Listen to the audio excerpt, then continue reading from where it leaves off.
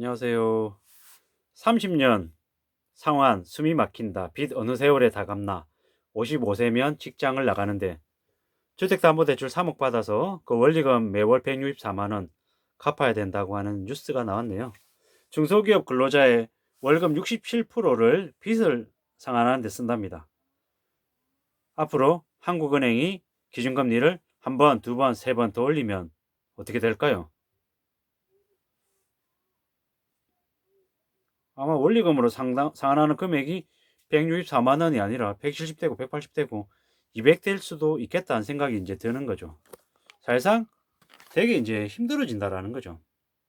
지금 현재 대한민국 가계대출의 82점 몇 프로가 변동금리입니다. 쉽지 않죠. 네. 수도권에서 내 집 마련한 40대 직장인 A는 즐겁지 않다. 가용할 수 있는 대출을 모두 끌어다 소위 연끌했지만 30년을 상환해야 되는 이자 부담 때문에 숨이 막히기 때문이다. 더군다나 최근에 집값 상승이 주춤한 데 이어 꼭지점에서 집을 산 게 아닌가라고 하는 생각에 불안하기도 하다. 앞으로 일할 수 있는 기간이 길어봤자 15년인데 빚은 15년을 더 갚아야 되는데 이자 생각만 하면 걱정이 밀려온다. 이게 현실이라는 거죠. 주택담보대출을 뭡니까? 한 3.7%? 한 3%에서 한 4% 정도 이자로 해가지고 하면 30년 동안 매월 한 140만 원 정도 이렇게 상환해야 되나 봅니다. 대략. 근데 이자가 거의 한 2억에 가깝네요.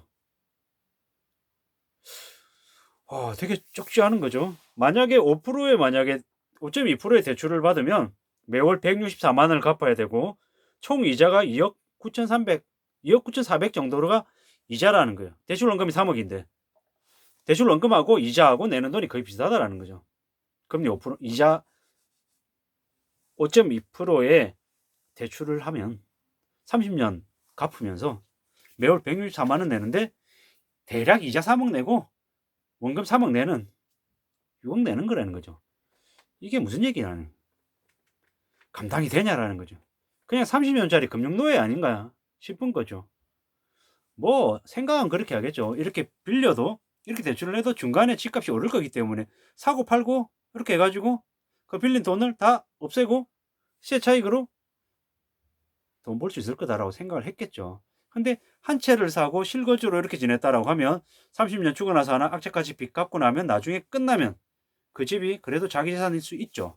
근데 만약에 한 채가 아니고 두 채, 세 채를 사서 좀 이렇게 더 불려보겠다고 욕심을 좀 더 키웠다면 어떻게 될까요?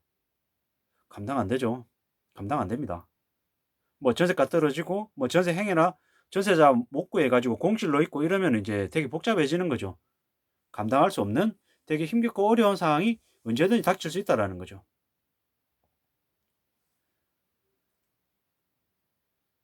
2021년 통계청에 따르면 대기업 근로자는 월 평균 515만 원, 중소기업 근로자는 245만 원을 벌었대요.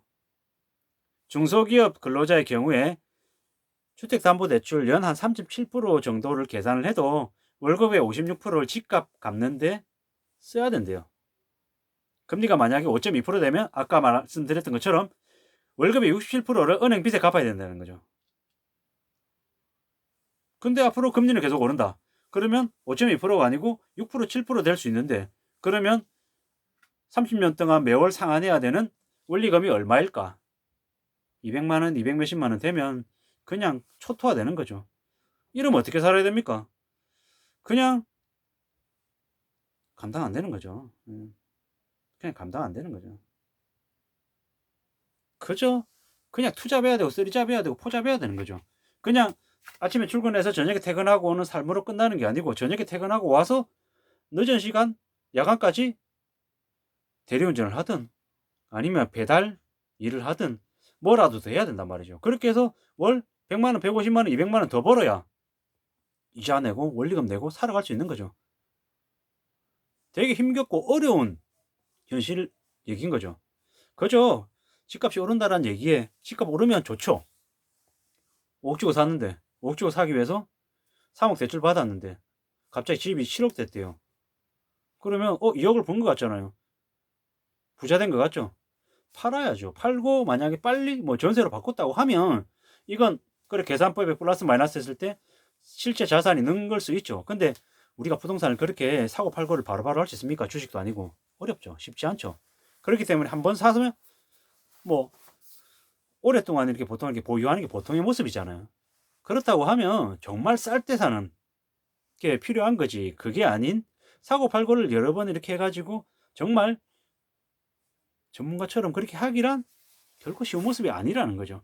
이미 지금 오늘 같은 일요일 날 30년 대출 상환해야 된다라고 하는 뉴스가 나온다라는 건 뭐다? 사실상 금융노예로 사는 사람들이 한둘이 아닐 거다라는 일반적인 모습일 거다라는 걸 이 뉴스가 보여주는 거잖아요.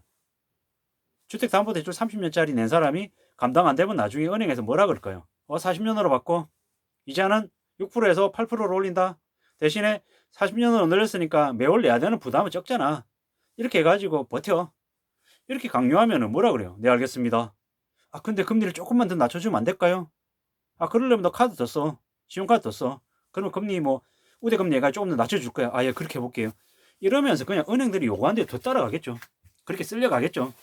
그게 현실이라는 거죠. 정말 목숨을 건 치열한 공부하고 고민하고 생각해가지고 결정을 해도 뜻대로 안 되는 게 우리네 삶인 거잖아요. 그죠? 계산기 대충 두드려가지고 이거대로 딱 되면은 얼마나 좋아요. 근데 안 그렇다라는 거죠. 수많은 변수와 변동사항이 생겨서 언제 어떻게 마음이 바뀌거나 상황이 바뀔지 모른다라는 거죠. 이제 앞으로 주담대 30년 갚아야 되는 사람들은 어떻게 해야 됩니까? 절대로 회사에서 나오면 안 되죠. 죽을 때까지 그 회사에 뼈를 묻어야 되고 달라붙어 가지고 악착같이 일해야 되는 거죠. 왜? 그래야 빚 갚으니까. 그 수밖에 없는 거죠. 그렇게 살아야 되는 거죠. 또한 그걸로만 또 충분하냐? 아니죠. 그건 그대로 하면서 또 투잡해야 되죠. 배달 알바 해야 되는 거예요.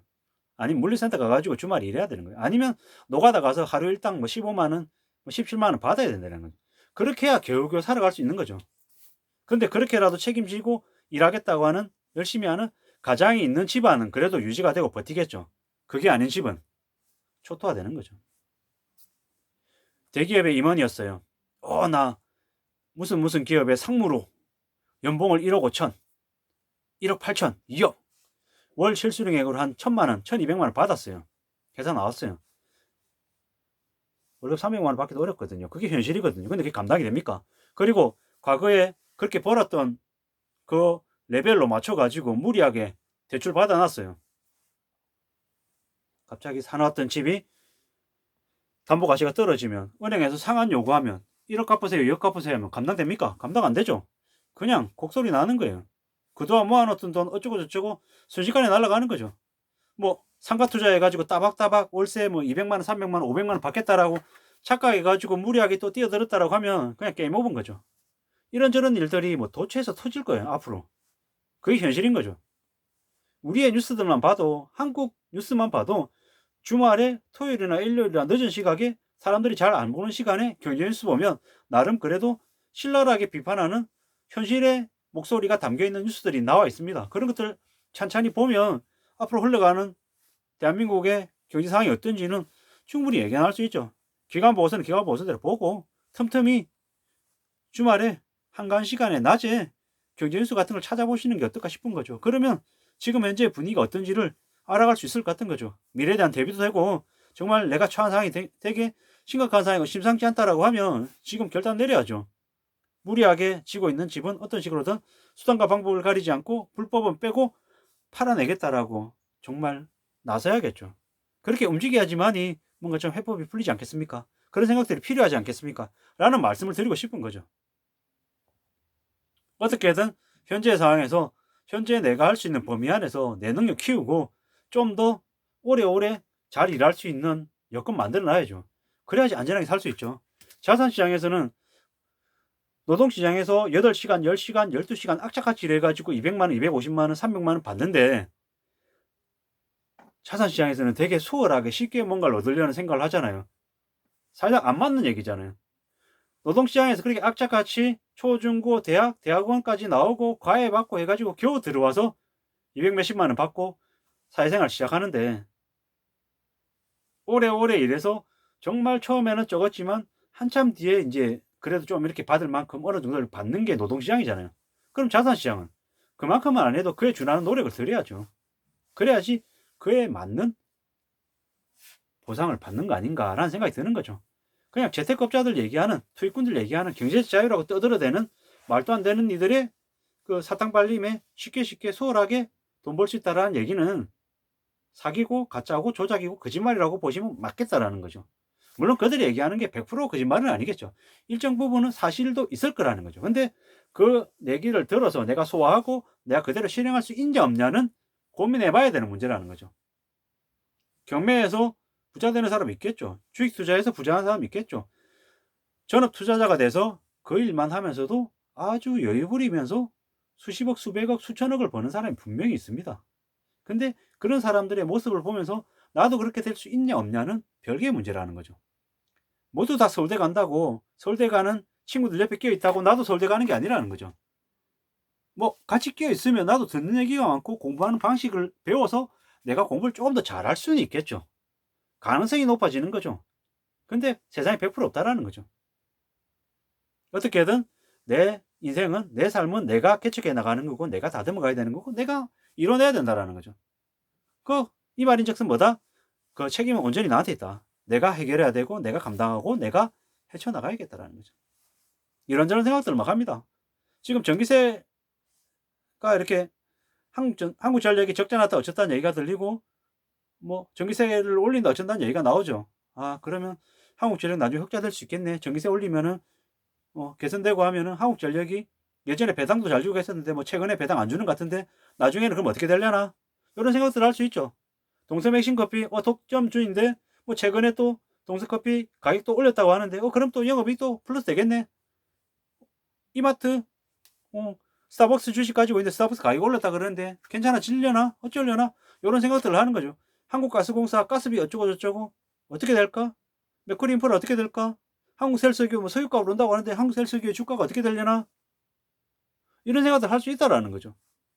이런 얘기 저런 얘기 여러 가지 얘기들 여러 가지에 관심을 가지면 그게 어떤 식으로 나한테 플러스가 될 수도 있고 마이너스가 될 수 있다라는 거죠. 근데 다만